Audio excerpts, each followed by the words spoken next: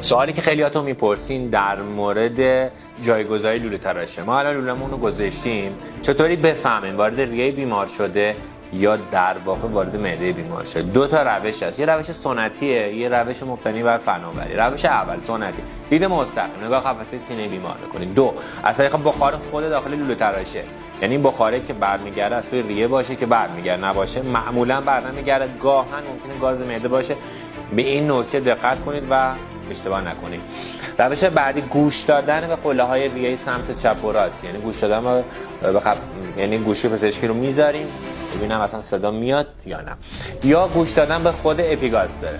اینا روش‌های سنتی هستند، اما روش‌های نوین که قطعی ترین روشش رو گزینه آخر میگم. خب از طریق ETCO2 در واقع همون انتایدال یا کپلینگرام، از طریق EDD، از طریق رنگسنجی کلاهک، از طریق تغییرات پالس اکسیمتری، اینا روش‌هایی هستن که شما میتونید متوجه بشین که لوله تراشه داخل نای قرار گرفته یا نه. اما قطعی ترین روش چی میتونه باشه؟ عکس قفسه سینه یا با سونوگرافی.